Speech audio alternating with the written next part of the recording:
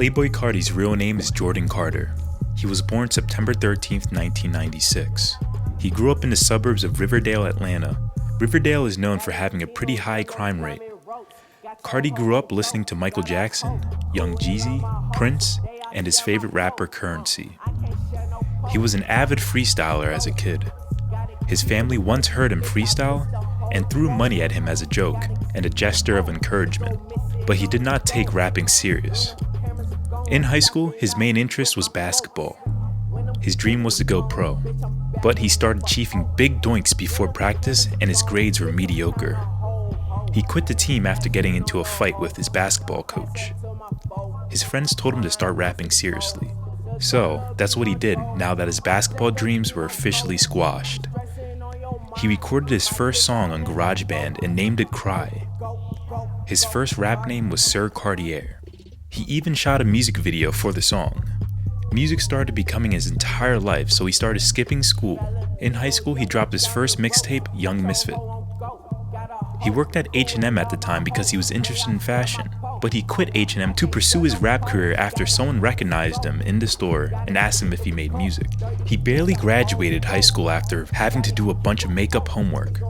Colleges wouldn't accept him, so he decided to go harder with his music and created a SoundCloud alias under Playboi Carti. Carti started working with the producer Ethereal after a friend linked them together. Ethereal was very selective with who he worked with, but Carti's friend spoke so highly of him, he decided to work with him.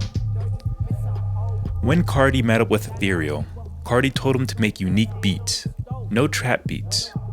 The two worked really well together. Ethereal introduced him to Father, who was a main figure in Atlanta's underground. He also had a label called Awful Records. Carti was signed to Awful Records after he put out Young Zanho. It was a hit to Father. Carti's approach to rap was way ahead of its time. His next couple of songs, Lost and Talk, were proof of his uniqueness. There was nothing like this coming out of Atlanta in 2014. The next producer Carti would work with was Mexico Dro. This rapper-producer combo was a match made in heaven. They worked extremely well together, and they were also ahead of its time. They recorded songs like Money Counter, By Myself No Help, and Plug. When Mexico and Carti started working together, this was when they started gaining attention. His SoundCloud plays and followers started to rise, and everything was coming together, but he was still underground. In 2015, he relocated to New York where he was sleeping on his weed plug's floor. He recalled A$AP Bari walking into his plug's house to buy weed and recognized him. Carti had no idea how influential this would be. With Carti's music starting to gain attention, he was making friends in higher places. And also, he mentioned he had an interest in fashion. Soon, Carti was friends with Ian Connor, who was a huge influencer in the streetwear and fashion scene. They both became very close, and Ian even offered to be Carti's manager. Ian played a huge role in getting Carti's music heard. He posted his music to his platforms with more than 100K followers on Instagram and Twitter. With the two having an interest in music and fashion, it is no mystery why they became good friends. In 2015, he dropped Broke Boy, and it was an instant hit. It brought his face to the top of the underground scene. Gaining millions of views on YouTube and SoundCloud, he was also getting blog exposure from platforms like Complex. It was only right to keep the momentum going. After dropping that single, he dropped Fetty with Dash and Maxo Cream. It was also an underground hit. Carti signed to A$AP Mob later that year. With a ton of hype surrounded Carti signing to A$AP Mob, Ian Connor went to Twitter that there was a new tape dropping soon. Unfortunately, that tape never came out, and Carti went through a hiatus, only dropping a few songs like V-Lone Thug, and he also featured on A$AP Mob's Cozy tapes. His fans were still hyped on the leaks and snippets, however. Once he reached out to me, that was just crazy, bro. Like, what? Lil Uzi Vert and Playboi Carti linked up to drop Left Right, and people liked the duo. In September 2016, Carti officially signed to Interscope Records and told his fans a new tape was coming soon. But still, he never came through with his promise. In 2017, there was major hype surrounding the release of a new Carti tape. Carti told in interviews it was coming, but producer problems caused delays. Carti took a trip down to Atlanta, and the rapper K Supreme gave him a beat from the unknown at the time producer Pierre Bourne. Carti recorded Woke Up Like This and sent it to Lil Uzi Vert for a feature. At first, Pierre was upset because he liked to work with people face to face, and K Supreme was not supposed to share it. Pierre got in contact with Playboi Carti and they came to an agreement, and soon snippets were getting leaked to social media. A month later, they linked up in person for the first time, and when Carti heard Pierre's beats, he started redoing his whole album. Carti fell in love with Pierre's beats.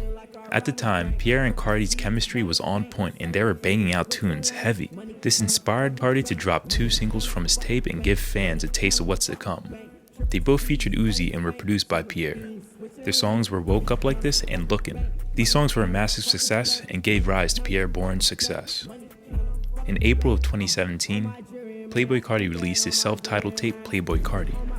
His life changed forever after the release. The tape had 6 songs by Pierre and 1 by Mexico Dro. Magnolia was Playboi Carti's biggest song on the album. It is what took him from the underground to the mainstream stardom, going 2 times platinum. This earned him a spot on XXL Mag's 2017 list. Right after the release, however, he went on another hiatus. Old fans and new fans were anticipating new music. Uzi and Carti were supposed to have a release collaboration tape, but it never came. Too many songs were leaked, and Uzi had to cancel his part of the tour. Pierre Bourne tweeted in 2018 that Carti's new album was complete, and he dropped Love Hurts featuring Travis Scott. A month later, Playboi Carti released his new album, Die Lit. It debuted at number 3 in the US. It did not take long for Playboi Carti to announce the release of a new album, Whole Lotta Red. As of 2020, Whole Lotta Red was finally dropped and was very different from his previous tapes. This tape featured a lot of distortion and more repetitive hooks compared to earlier tracks, but people still like this album and he always is received well by his fans. He is the only rapper who cannot drop albums for a long time and still keep a huge fan base. Playboi Carti is a rapper who is coming at music at many different directions and he still has so much to offer. His taste in beats, unique flows, and different music is what helps him become so successful. Thank you for watching this video, and I hope you enjoyed it. Please show support by liking, subscribing, and leaving a comment. Peace. Word around town, young Carti on the shit. I had to judge that nigga cause he wasn't with the shit. Niggas talking drugs, he ain't never seen a break. I'm probably in South Fulton keeping that motherfucker lit.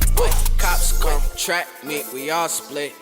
If a nigga get caught, I don't know shit.